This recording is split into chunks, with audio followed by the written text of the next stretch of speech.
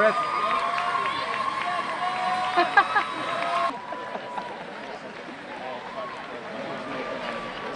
For you? Someone said Caleb. Really holding us up.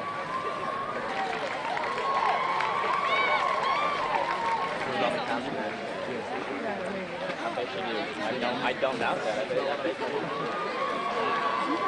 There she is.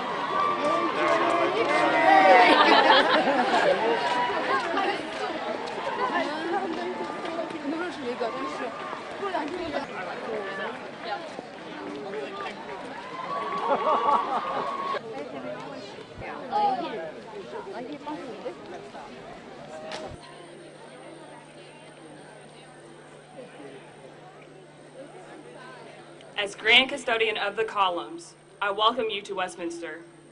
These formal words and the ceremony in which you now take part confirm that you have already have a place in our inmost heart. Today you become a part of us, each one of us a member of the same college family. You enter on a great adventure. Before you lies a new world. This is the first of many ceremonies in this new city of learning, of which you are now a citizen. The Skulls of Seven, custodians of the columns and guardians of the traditions of the college, charge you to join with them in reaffirming our time-honored rituals. This recognition ceremony has a real significance. It touches the history, the traditions, and the spirit of the college. Founded over a century and a half ago by a great church, built by faith, maintained by sacrifice, and sustained by prayer, Westminster is forever dedicated to the higher education of young women and men. Before you tower 6 majestic pillars. These are the material remains of Old Westminster Hall. For more than 50 years, Westminster students passed in and out between the 2 central columns of that building. Their spirits hallow this spot, and their memories rest upon it like a benediction.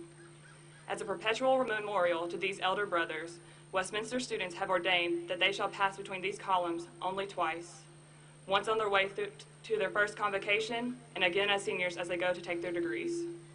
This induction ceremony is valueless and commonplace if only its physical aspects are seen. We call upon you to appreciate the intangible values of the college, to remember the prayers and sacrifices that built and upheld it, to sense the spirits of the men and women who passed through these columns in earlier years to begin their path toward personal fulfillment and civic commitment. By this ceremony, we learn that the college is faithful to the teachings of our forebears, that it holds fast to the great ideals of the past, that it is mindful of the lessons of truth, of honor, and of righteousness daily taught here for over 150 years. This is for you a day of enlistment, a summons to the standards. Soon you will be committed to keeping the faith, the traditions, and the honor of the college.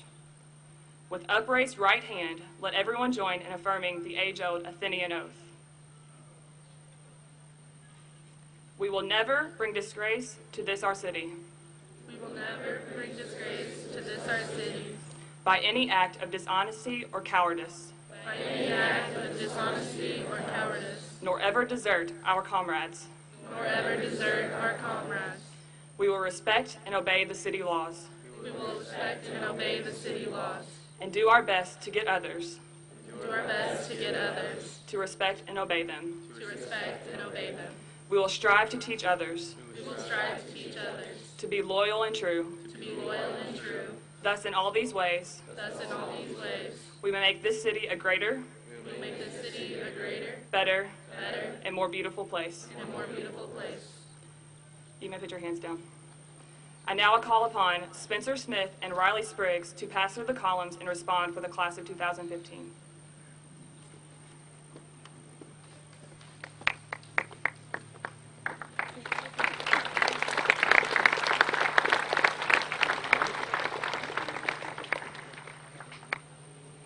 In faith and life, we can either spiral up or spiral down. There is no middle ground, no resting point. We all struggle with this. We all have things that keep us from spiraling up, whether it is life's distractions, decisions we make, or events we have no control over. My goal for my time here at Westminster is to keep spiraling up and to spiral up with all of you. When I first visited, everyone was so welcoming. Saying goodbye to friends, family, and everything you're used to isn't easy. To see friendly faces and professors willing to help you not only in the classroom, but out of it is more than welcoming to me. I had a feeling I wouldn't have a problem making Westminster my home.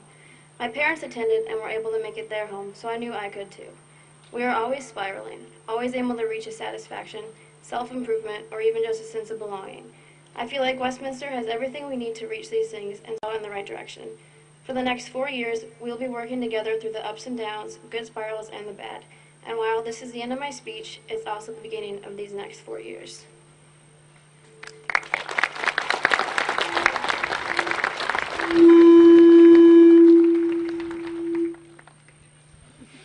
Hello. We all remember the day of graduation.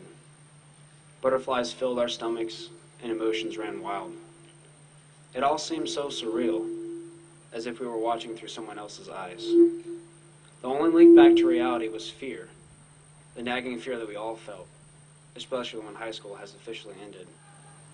High school is now over. What am I to do? A rather simple question with not a simple answer. I knew that my decisions now would shape the person I would see in the mirror 5, 10, 20 years down the road. A decision not to be taken lightly. Luckily, my father helped steer me in the right direction, taking me to inspect colleges that he deemed worthy of his money and my effort. Being a Westminster graduate, of course, Westminster College was on the list. I had toured the campus before with my older brother, but at the time I was 3 feet shorter and only focused on the weevil ant that stung my curious finger. It was not until I heard my father speak of his experiences at Westminster that I truly awakened to the possibilities they had to offer. Westminster kicked my butt, I recall my father saying on a trip down to tour the campus, but it was light years beyond the other students when he went to dental school. Westminster provided my father with the tools he needed to succeed in the classroom and instilled in him the virtues that make me so proud of him to this day. But this time is our time. As I look into the crowd of my peers, I see doctors, politicians, artists, teachers, a couple of party animals, but most importantly, leaders. The world is full of chaos and appears at times to be a rudderless ship. The challenges facing our generation are vast, and the solutions will be complicated. Why did you choose Westminster? I chose Westminster because of the truly liberal arts education it provides, the small classroom sizes allowing active discussions, and the fact that I will be taught by professors instead of graduate students. This type of setting best promotes the critical thinking skills that are required to fix the world's problems. Whatever your reason for choosing Westminster, here we are. What will you do with your time here? I hope you share in my enthusiasm for the possibilities that lie ahead.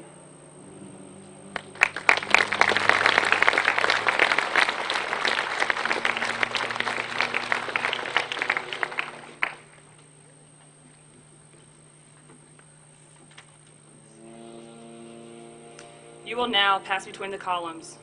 As you do so, remember the oath you have just taken, and rejoice that you now become sons and daughters of the college. You may now pass through the columns.